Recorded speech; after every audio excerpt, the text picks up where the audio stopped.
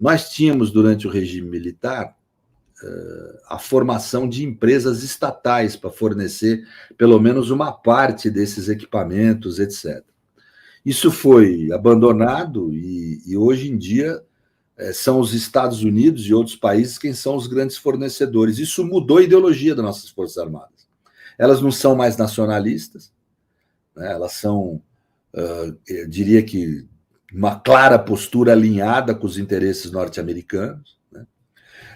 Elas não são mais defensoras de um papel maior do Estado na sociedade e na economia. Né? Elas defendem claramente privatizações, etc., em torno de um discurso moralista, né? De que a estatização traria sempre corrupção. Né? Ou seja, mudou muito a forma do comando das Forças Armadas pensarem do período do regime militar até agora. Mudou para pior em alguns aspectos. E um dos elementos apontados para isso é quem fornece. Ou seja, a reforma teria que ser muito ampla. Não acho que é para agora, Romário. Queria aproveitar aqui, assim, do ponto de vista jurídico, né, como que se pode avançar nesse caminho de derrotando o Partido Militar? Acho que tem essa coisa do artigo 142, me parece que é um primeiro passo, não sei se você concorda com isso, mas existem outras formas da institucionalidade conseguir colocar no devido lugar as Forças Armadas brasileiras? Olha, eu acho que existe, né? O artigo 142 é muito relevante, né? A rigor, o que o artigo diz não é o que parcela dos militares e juristas de extrema-direita desejam. Ele, em nenhum momento, dá nenhum tipo de abertura para se falar num poder moderador das Forças Armadas. As Forças Armadas são, no plano jurídico-institucional, um órgão administrativo de segundo escalão. Elas não são nada além disso. Elas não são um poder, um quarto poder moderador, de jeito nenhum. O que o artigo 142 determina é que cada um dos chefes dos poderes pode chamar as Forças Armadas para auxiliarem na questão da ordem pública no seu âmbito de competência. Então, o Executivo tem por função, por exemplo, auxiliar a segurança pública dos estados. O Executivo pode convocar as Forças Armadas em situações excepcionais para auxiliar nesse tipo de função. Né? O Legislativo tem por função, em termos de segurança, garantir a segurança do próprio prédio do Legislativo. O Supremo também tem por função garantir a segurança do próprio prédio do Supremo. Quando o prédio, as instalações do Legislativo, tiverem sob determinado tipo de ataque que a própria Polícia Legislativa não consiga conter, o chefe do Legislativo pode convocar as Forças Armadas para isso e o chefe do Supremo pode convocar as Forças Armadas quando o prédio do Supremo estiver sendo, ou seja, cada um na sua competência. O artigo é muito claro nisso. Agora, o que houve no 8 de janeiro? As Forças Armadas demonstraram não terem eficiência e competência para poder fazer essa defesa.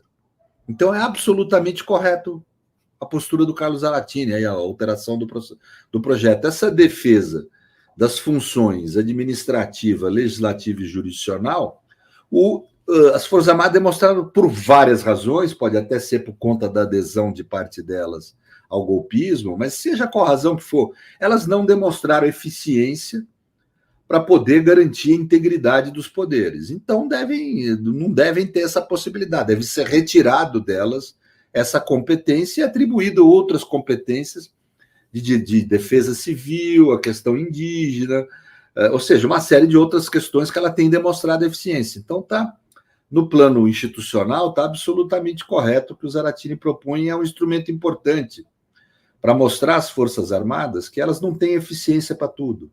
Elas não conseguiram ter eficiência para evitar o 8 de janeiro, né? Pela razão que for. Agora, eu acho que as grandes mudanças são mais profundas e que a gente vai ter muita dificuldade. No fundo, as Forças Armadas integram a sociedade, são seres humanos e cidadãos que estão lá, né?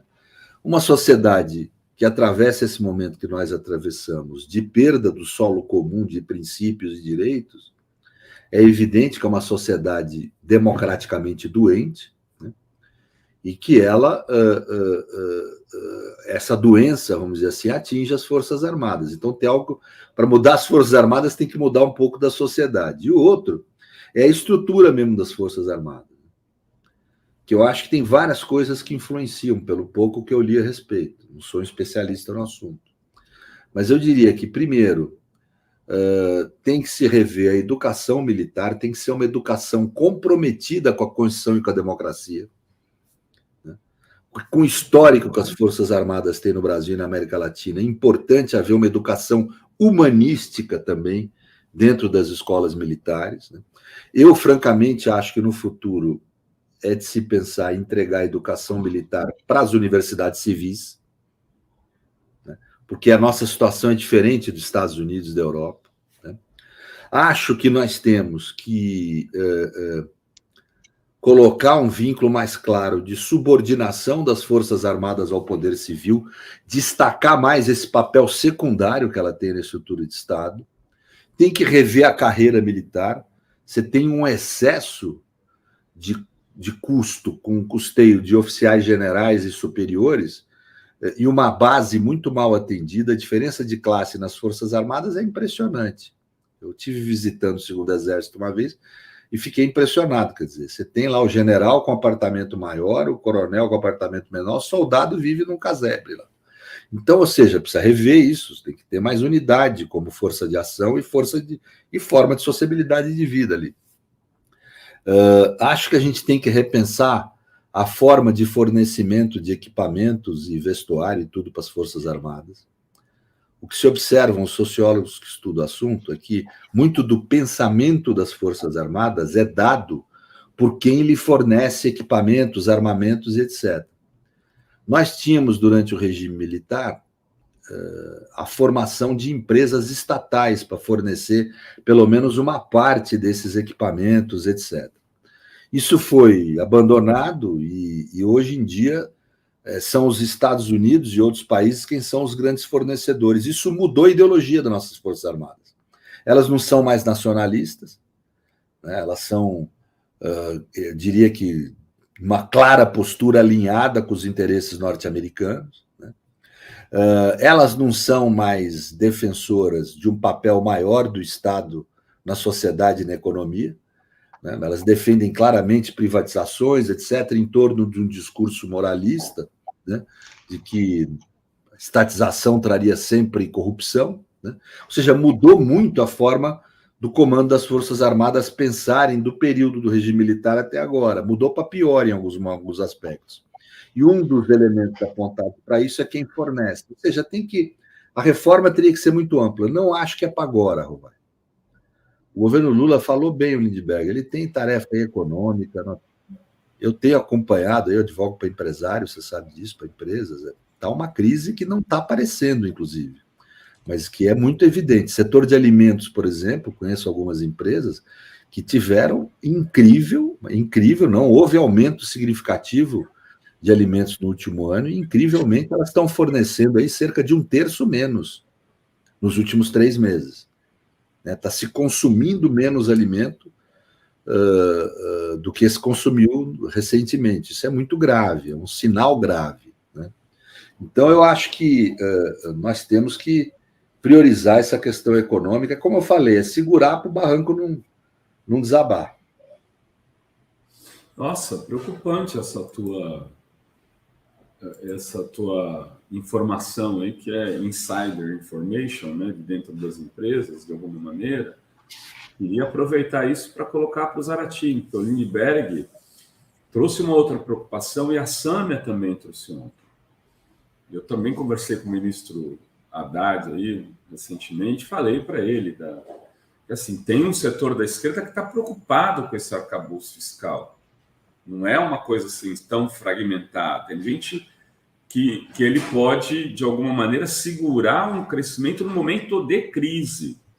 Mas aí tem gente dizendo, não tem crise. O Pedro está dizendo, tem crise.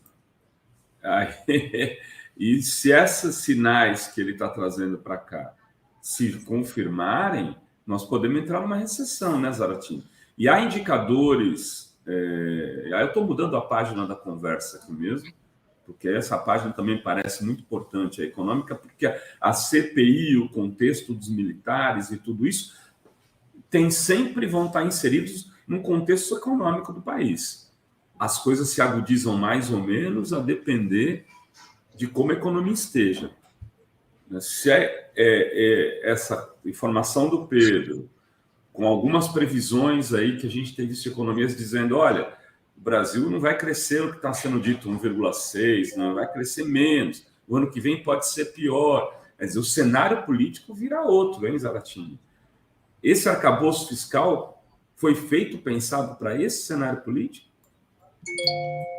Olha, eu falei uma vez aí no Twitter, um dia que postei uma coisinha lá, uma provocação para o Jones Manuel, né, que é do PCB, que estava criticando as ideias, né? Ainda nem tinha aparecido essa versão final aí da nova lei fiscal, e ele já estava criticando e tal. Eu falei, olha, vê bem, nós vamos ter que defender isso. Essa proposta do Haddad, ela já está sendo atacada. Pega o editorial da Folha de São Paulo hoje, pega a manifestação de várias vozes do mercado, dizendo que tem que ser mais restritivo, que tem que ser mais arroxo. Então, eu vou dizer a vocês, a gente é um governo de minoria.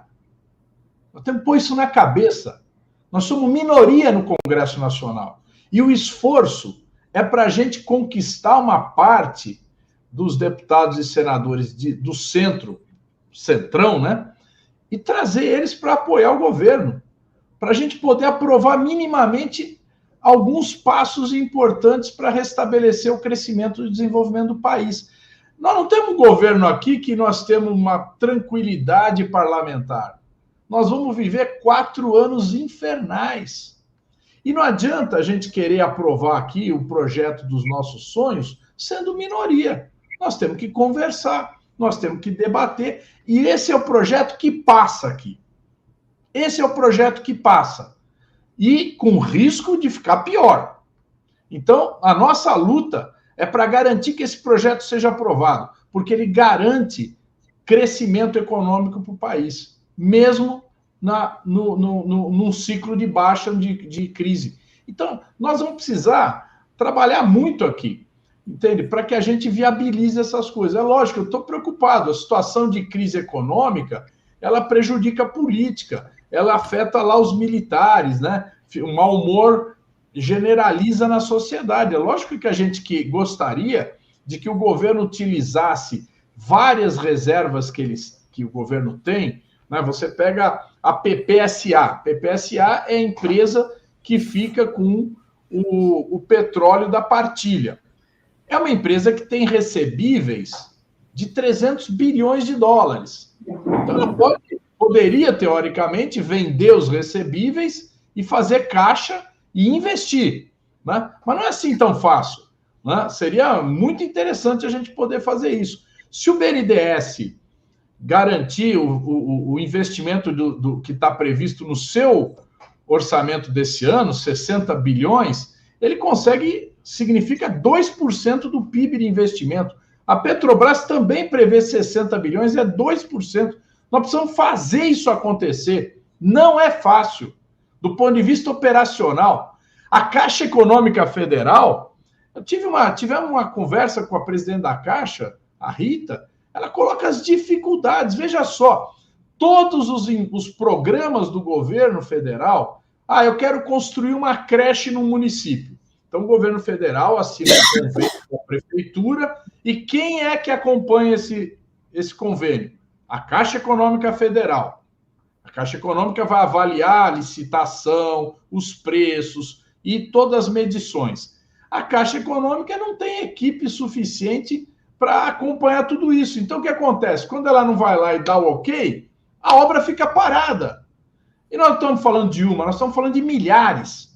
Então, a estrutura, a própria estrutura do Estado brasileiro, ela não está preparada para o crescimento e o desenvolvimento. Isso nós precisamos revolucionar. Precisa do BNDES, o nosso amigo Mercadante, Se você for falar, eu quero 100 milhões lá para eu crescer a Fórum, vamos botar 100 milhões. Ele vai te pedir, tá bom. Ele não, o mercadante, o BNDES vai falar, mas você tem que me dar 130 milhões de garantia.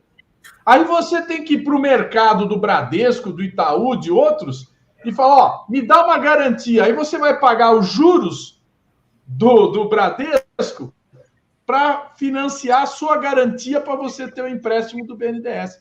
É uma loucura. Então, é um sistema feito para não crescer. Não é só os juros do Banco Central. Isso é a parte mais evidente. Mas a estrutura de Estado brasileiro já era ruim, piorou muito no governo do Temer. A lei das estatais foi feita no governo Temer. Todas as chamadas reformas do Paulo Guedes foram feitas no governo Bolsonaro, para o país não crescer, para o Estado não investir. Vocês estão entendendo? Então, nós, além de brigarmos com o Banco Central, que estamos brigando muito, vamos ter que brigar mais, nós precisamos revolucionar a estrutura do Estado brasileiro. Nós precisamos... A gente estava falando dos militares. O Brasil tem um produto de exportação que são lançadores de foguetes e de mísseis, que é feito por uma empresa nacional chamada Avibras. Ela está quebrada, está devendo 1 bilhão e 300 milhões. Como é que você resolve isso? Ela poderia exportar muita coisa e não consegue exportar porque não consegue produzir, porque não tem caixa para funcionar. Então, nós estamos vivendo uma crise que não essa crise não é apenas pela taxa de juros, é principalmente pela taxa de juros, mas tem muita coisa para ser feita. Nós precisamos pegar o Banco do Brasil, que tem o crédito agrícola, e direcionar esse crédito agrícola para o pequeno agricultor. Vê bem, o gerente do Banco do Brasil, que está lá no interior do Paraná, que está lá no Mato Grosso, que está lá no Nordeste, ele está acostumado a dar crédito para o grande agricultor, que é muito mais fácil. Ele vai lá, ainda o cara paga lá um jantar para ele, um almoço, certo? Dá presente. Agora, aquele pequeno sitiante lá, ele não sabe nem como chegar no Banco do Brasil. E nós precisamos que ele produza. Então, se a gente não pensar na produção do país, no conjunto do país, nós vamos ficar discutindo aqui grandes questões, mas nós precisamos azeitar essa máquina. Azeitar essa máquina. E é isso a minha preocupação, Renato. Eu tenho discutido, conversado com várias pessoas do Executivo que tem que abrir o olho para isso, né? Caixa Econômica Federal, Banco do Brasil, BNDES, tem que funcionar não só para os grandes, tem que dar, sim, o crédito para os grandes, mas nós precisamos criar instrumentos do pequeno empresário, do pequeno agricultor, do pequeno comerciante poder investir. Isso que é o decisivo para a gente dar um salto na economia. A reforma tributária é muito importante também. Essa reforma tributária simplificadora é muito importante. Vai ajudar os municípios, vai ajudar lógico, Paulínia, Barueri, São Paulo, são municípios que arrecadam muito porque produzem muito. Mas isso vai se inverter, vai começar a se arrecadar onde se consome muito. Então, isso é muito importante. Muitos municípios vão poder se viabilizar no Brasil. Eu acho que a gente tem que trabalhar muito essas questões, debater e mobilizar esses setores. Trazer esses setores para junto do governo, para a gente poder dialogar com eles. Então, o sistema bancário estatal tem que olhar para o pequeno, sabe? E o sistema e as nossas políticas, elas, lógico, tem que ter o Minha Casa Minha Vida para os mais pobres, o Bolsa Família, mas nós também precisamos dinamizar programas que viabilizem desenvolvimento a partir da pequena empresa, a partir do pequeno negócio, para a gente gerar uma evolução no crescimento nacional.